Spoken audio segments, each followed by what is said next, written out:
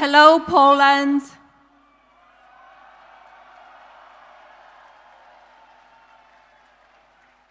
Thank you very much. My husband and I have enjoyed visiting your beautiful country. I want to thank President and Mrs. Duda for their warm welcome and their generous hospitality. I had the opportunity to visit the Copernicus Science Center today and found it not only informative, but thoughtful in its mission, which is to inspire people to observe, experiment, ask questions, and seek answers. I can think of no better purpose for such a wonderful science center. Thank you to all who were involved in giving us the tour, especially the children who made it such a wonderful experience. As many of you know, a main focus of my husband's presidency is safety and security of the American people.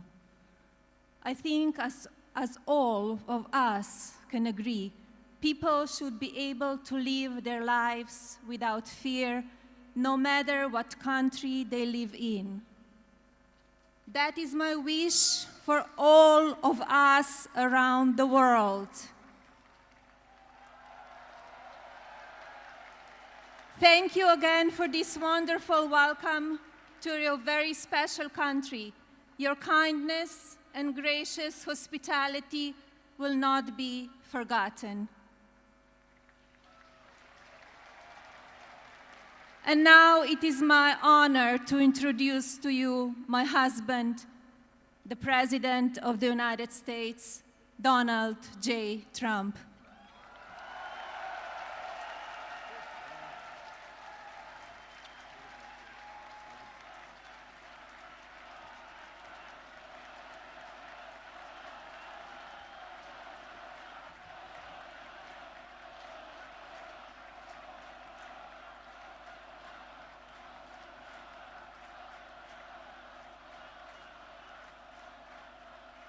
Thank you very much. That's so nice.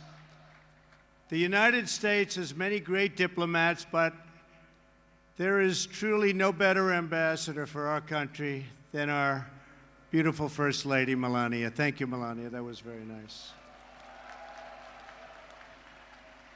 We've come to your nation to deliver a very important message.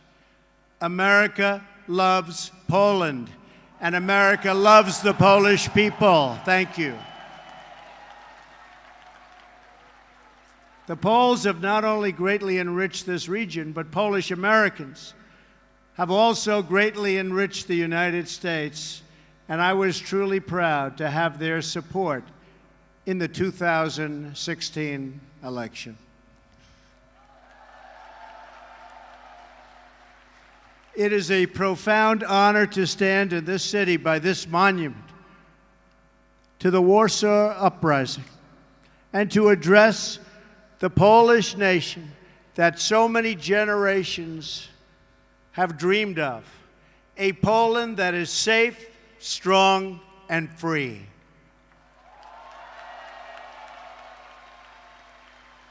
President Duda and your wonderful First Lady, Agata, have welcomed us with the tremendous warmth and kindness for which Poland is known around the world. Thank you.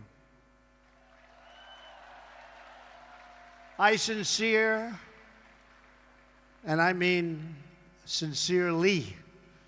thank both of them, and to Prime Minister Szydło, a very special thanks also.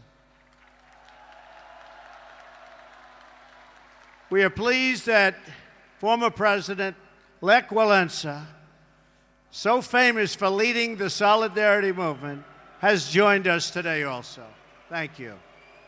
Thank you. Thank you.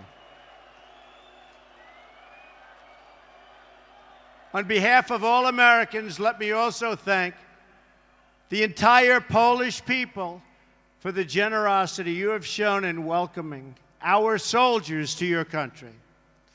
These soldiers are not only brave defenders of freedom, but also symbols of America's commitment to your security and your place in a strong and democratic Europe.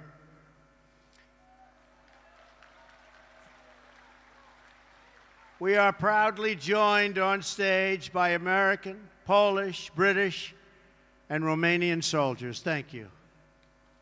Thank you. Great job. President Duda and I have just come from an incredibly successful meeting with the leaders participating in the 3 Cs initiative. To the citizens of this great region, America is eager to expand our partnership with you. We welcome stronger ties of trade and commerce as you grow your economies. And we are committed to securing your access to alternate sources of energy, so Poland and its neighbors are never again held hostage to a single supplier of energy.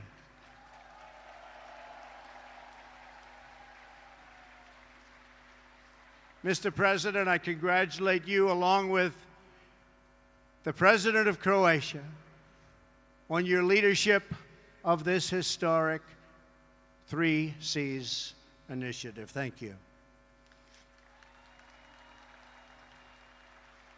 This is my first visit to Central Europe as president, and I am thrilled that it could be right here at this magnificent, beautiful piece of land. It is beautiful. Poland is the geographic heart of Europe, but more importantly, in the Polish people, we see the soul of Europe. Your nation is great because your spirit is great, and your spirit is strong.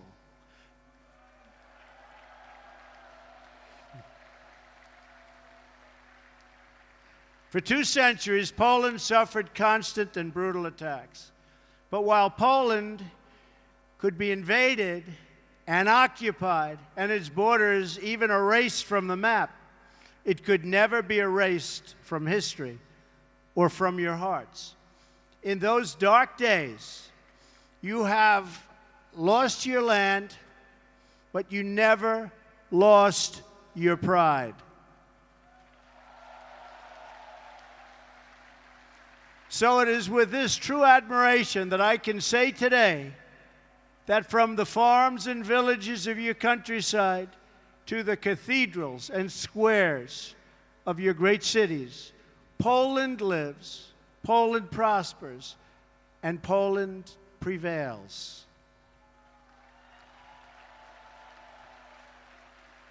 Despite every effort to transform you, oppress you, or destroy you, you endured and overcame. You are the proud nation of Copernicus. Think of that.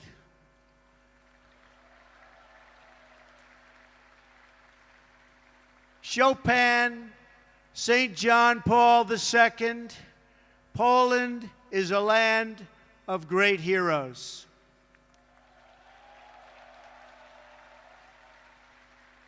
And you are a people who know the true value of what you defend. The triumph of the Polish spirit over centuries of hardship gives us all hope for a future in which good conquers evil and peace achieves victory over war. For Americans, Poland has been a symbol of hope since the beginning of our nation. Polish heroes and American patriots fought side by side in our War of Independence and in many wars that followed. Our soldiers still serve together today in Afghanistan and Iraq, combating the enemies of all civilization. For America's part, we have never given up on freedom and independence as the right and destiny of the Polish people, and we never, ever will.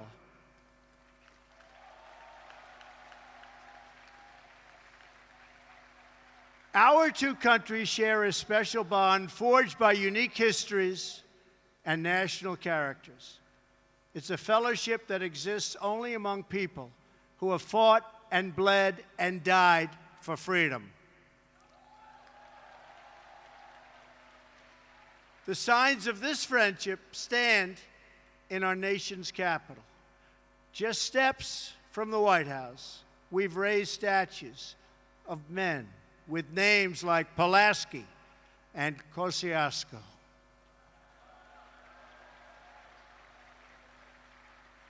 The same is true in Warsaw, where street signs carry the name of George Washington and a monument stands to one of the world's greatest heroes, Ronald Reagan. And so I am here today, not just to visit an old ally, but to hold it up as an example for others who seek freedom and who wish to summon the courage and the will to defend our civilization.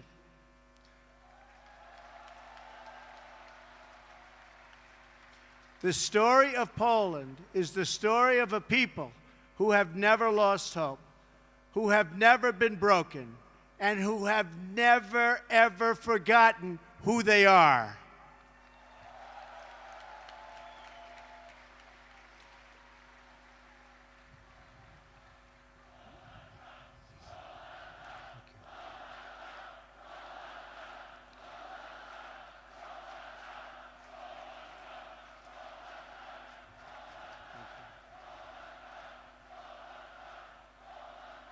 Thank you so much. Thank you. Thank you so much.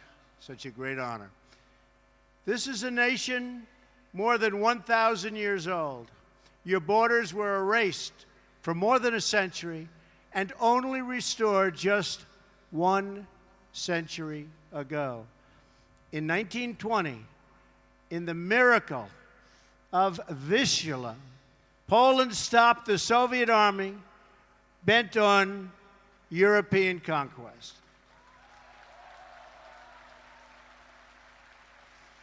Then, 19 years later, in 1939, you were invaded yet again, this time by Nazi Germany from the west and the Soviet Union from the east. That's trouble. That's tough. Under a double occupation, the Polish people endured evils beyond description. The Katyn Forest Massacre, the occupations, the Holocaust, the Warsaw Ghetto, and the Warsaw Ghetto Uprising, the destruction of this beautiful capital city, and the deaths of nearly 1 in 5 Polish people. A vibrant Jewish population, the largest in Europe, was reduced to almost nothing after the Nazis systematically murdered millions of Poland's Jewish citizens, along with countless others during that brutal occupation. In the summer of 1944, the Nazi and Soviet armies were preparing for a terrible and bloody battle right here in Warsaw. Amid that hell on earth, the citizens of Poland rose up to defend their homeland. I am deeply honored to be joined on stage today by veterans and heroes of the Warsaw Uprising.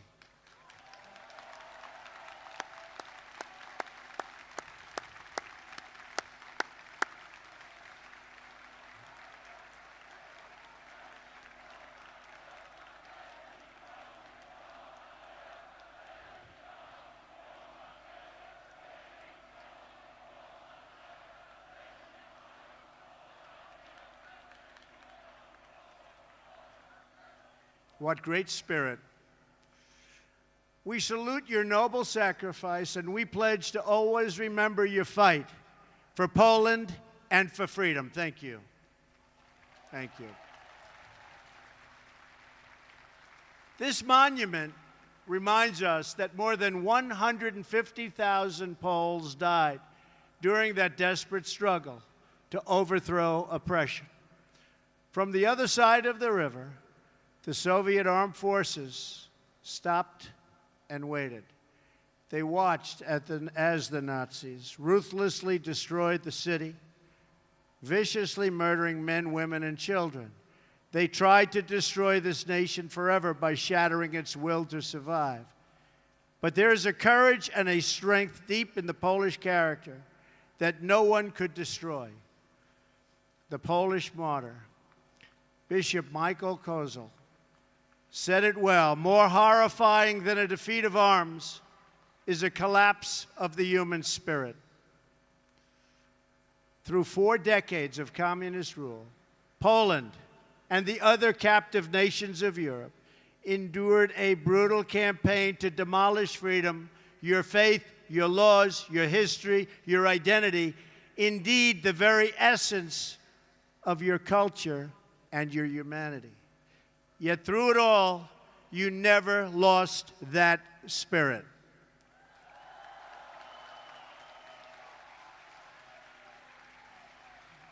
Your oppressors tried to break you, but Poland could not be broken.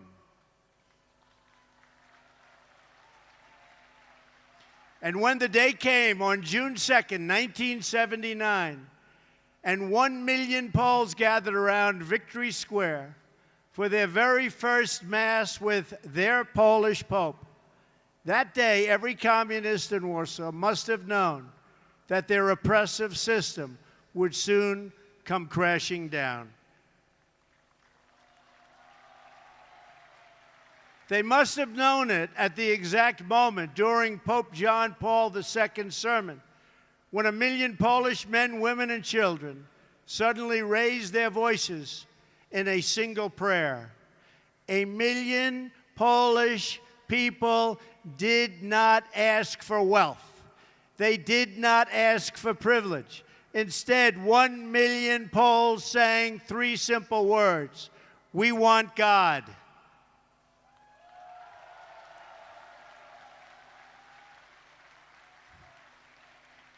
In those words, the Polish people recalled the promise of a better future. They found new courage to face down their oppressors. And they found the words to declare that Poland would be Poland once again. As I stand here today before this incredible crowd, this faithful nation, we can still hear those voices that echo through history. Their message is as true today as ever.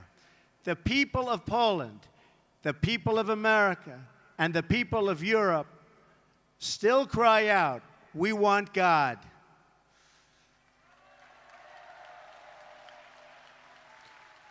Together with Pope John Paul II, the Poles reasserted their identity as a nation devoted to God.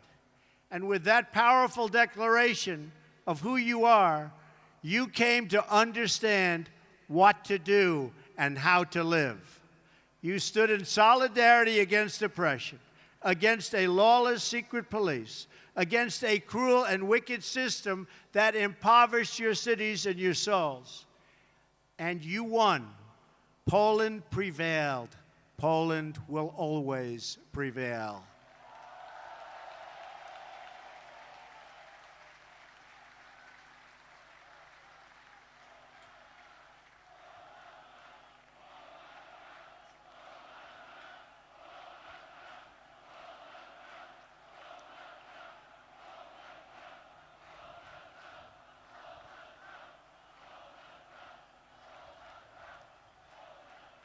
Thank you. You were supported in that victory over communism by a strong alliance of free nations in the West that defied tyranny. Now among the most committed members of the NATO alliance, Poland has resumed its place as a leading nation of a Europe that is strong, whole, and free. A strong Poland is a blessing to the nations of Europe, and they know that. A strong Europe is a blessing to the West and to the world.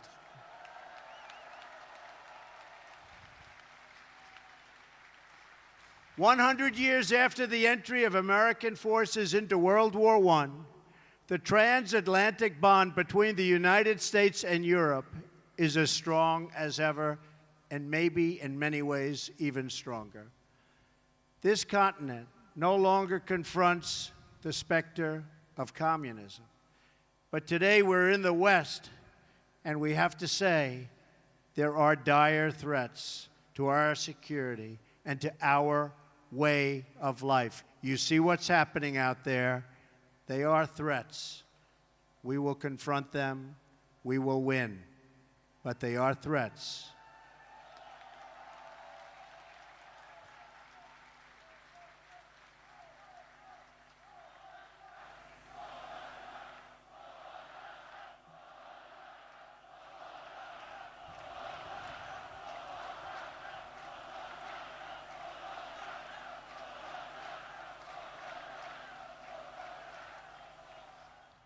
We are confronted by another oppressive ideology, one that seeks to export terrorism and extremism all around the globe.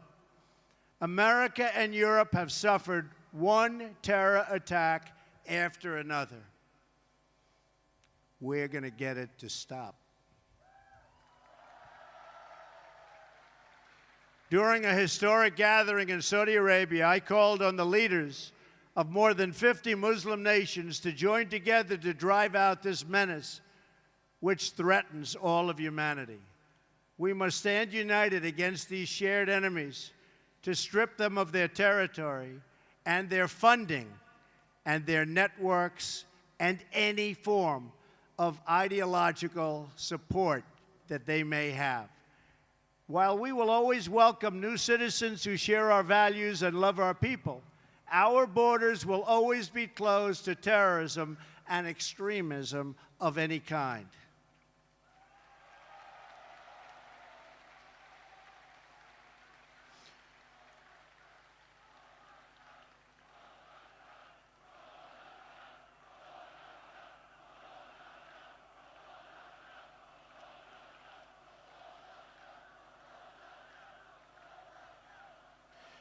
We are fighting hard against radical Islamic terrorism, and we will prevail.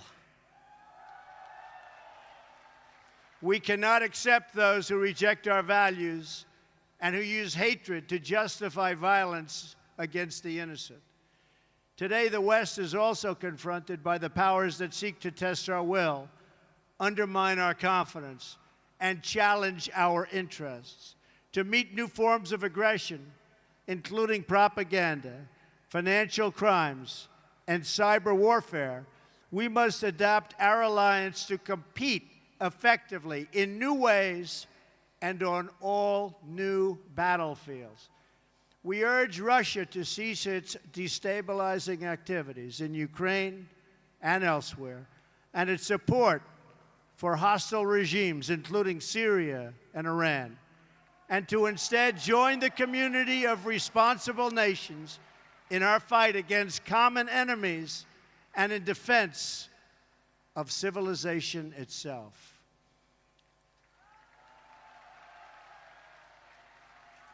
Finally, on both sides of the Atlantic, our citizens are confronted by yet another danger, one firmly within our control. This danger is invisible to some, but familiar to the Poles. The steady creep of government bureaucracy that drains the vitality and wealth of the people. The West became great, not because of paperwork and regulations, but because people were allowed to chase their dreams and pursue their destinies. Americans, Poles, and nations of Europe value individual freedom and sovereignty. We must work together to confront forces, whether they come from inside or out, from the South or the East, that threaten over time to undermine these values and to erase the bonds of culture, faith, and tradition that make us who we are.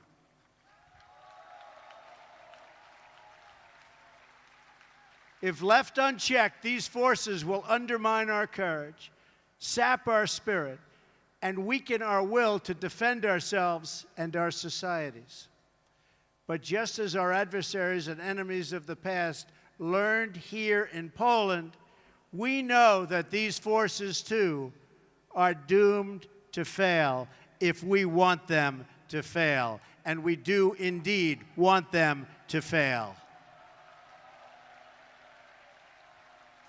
They are doomed not only because our alliance is strong, our countries are resilient, and our power is unmatched. Through all of that, you have to say everything is true. Our adversaries, however, are doomed because we will never forget who we are. And if we don't forget who we are, we just can't be beaten. Americans will never forget. The nations of Europe will never forget. We are the fastest and the greatest community. There is nothing like our community of nations. The world has never known anything like our community of nations. We write symphonies. We pursue innovation. We celebrate our ancient heroes, embrace our timeless traditions and customs, and always seek to explore and discover brand new frontiers. We reward brilliance. We strive for excellence and cherish inspiring works of art that honor God. We treasure the rule of law and protect the right to free speech and free expression. We empower women as pillars of our society and of our success. We put faith and family, not government and bureaucracy, at the center of our lives, and we debate everything. We challenge everything. We seek to know everything so that we can better know ourselves. And above all, we value the dignity of every human life, protect the rights of every person, and share the hope of every soul to live in freedom. That is who we are. Those are the priceless ties that bind us together as nations, as allies, and as a civilization. What we have, what we inherited from our ancestors, and you know this better than anybody, and you see it today with this incredible group of people. What we've inherited from our ancestors has never existed to this extent before. And if we fail to preserve it, it will never, ever exist again. So we cannot fail. This great community of nations has something else in common. In every one of them, it is the people, not the powerful, who have always formed the foundation of freedom and the cornerstone of our defense. The people have been that foundation here in Poland, as they were right here in Warsaw. And they were the foundation from the very, very beginning in America. Our citizens did not win freedom together, did not survive horrors together, did not face down evil together, only to lose our freedom to a lack of pride and confidence in our values. We did not, and we will not. We will never back down.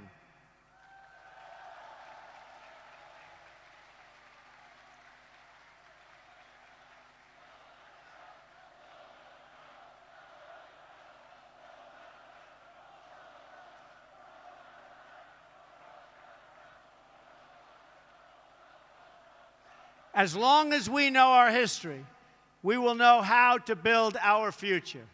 Americans know that a strong alliance of free, sovereign, and independent nations is the best defense for our freedoms and for our interests.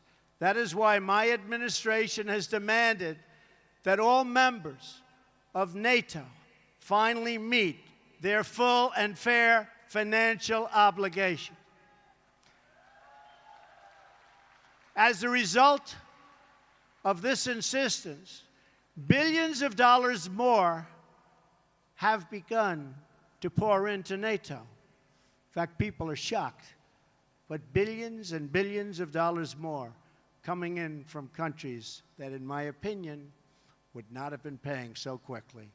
To those who would criticize our tough stance, I would point out that the United States has demonstrated, not merely with words, but with its actions, that we stand firmly behind Article 5, the mutual defense commitment.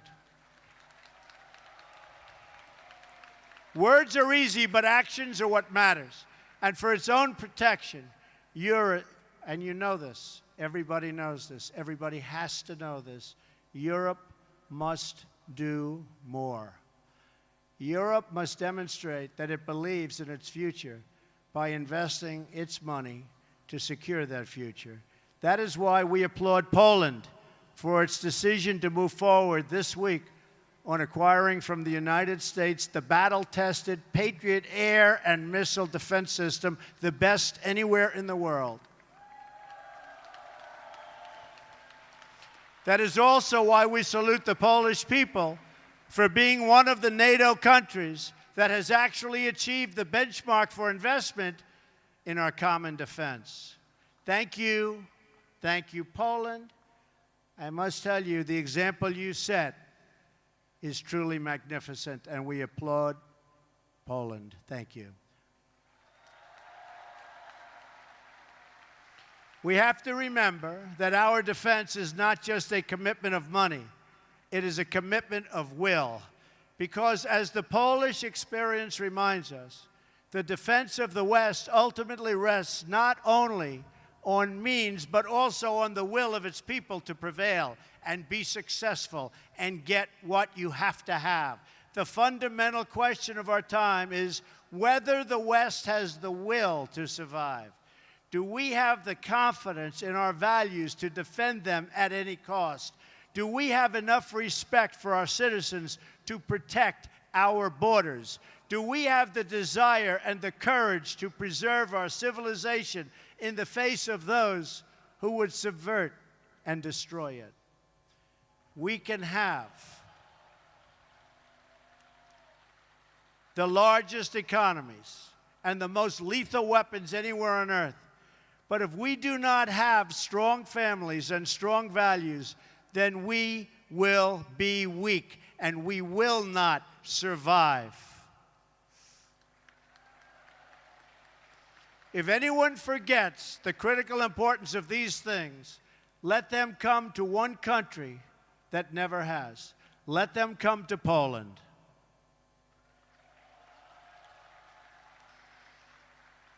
And let them come here to Warsaw and learn the story of the Warsaw Uprising. When they do, they should learn about Jerusalem Avenue. In August of 1944, Jerusalem Avenue was one of the main roads running east and west through this city, just as it is today. Control of that road was crucially important to both sides in the battle for Warsaw. The German military wanted it as their most direct route to move troops and to form a very strong front. And for the Polish Home Army, the ability to pass north and south across that street was critical to keep the center of the city and the uprising itself from being split apart and destroyed. Every night, the Poles put up sandbags amid machine gun fire, and it was horrendous fire, to protect a narrow passage across Jerusalem Avenue. Every day, the enemy forces knocked them down again and again and again. Then the Poles dug a trench. Finally, they built a barricade. And the brave Polish fighters began to flow across Jerusalem Avenue. That narrow passageway, just a few feet wide, was the fragile link that kept the uprising alive. Between its walls, a constant stream of citizens and freedom fighters made their perilous sprints. They ran across that street. They ran through that street. They ran under that street, all to defend the city. The far side was several yards away, recalled one young Polish woman named Greta. That mortality and that life was so important to her In fact, she said, the mortally dangerous sector of the street was soaked in blood. It was the blood of messengers, liaison girls, and couriers. Nazi snipers shot at anybody who crossed. Anybody who crossed, they were being shot at. Their soldiers burned every building on the street, and they used the Poles as human shields for their tanks in their effort to capture Jerusalem Avenue. The enemy never ceased its relentless assault on that small outpost of civilization. And the Poles never ceased its defense. The Jerusalem Avenue passage required constant protection, repair, and reinforcement. But the will of its defenders did not waver, even in the face of death. And to the last days of the uprising, the fragile crossing never, ever failed. It was never, ever forgotten. It was kept open by the Polish people. The memories of those who perished in the Warsaw Uprising cry out across the decades, and few are clearer than the memories of those who died to build and defend the Jerusalem Avenue crossing. Those heroes remind us that the West was saved with the blood of patriots, that each generation must rise up and play their part in its defense.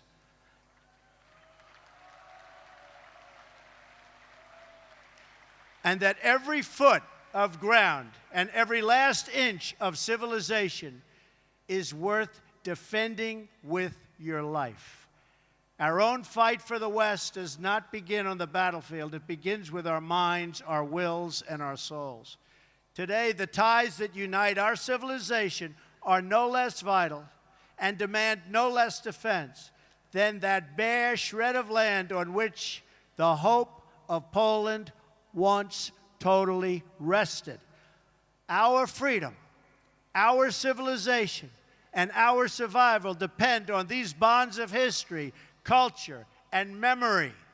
And today as ever, Poland is in our heart, and its people are in that fight.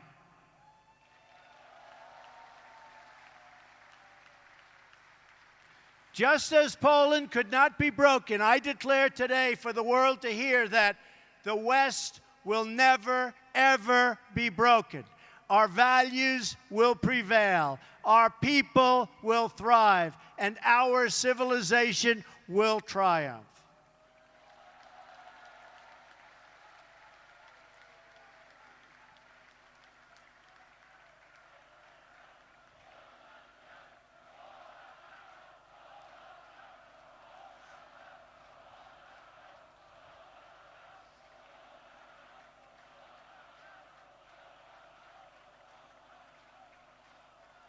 Thank you.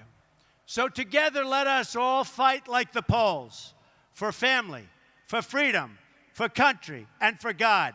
Thank you. God bless you. God bless the Polish people. God bless our allies. And God bless the United States of America. Thank you. God bless you. Thank you very much.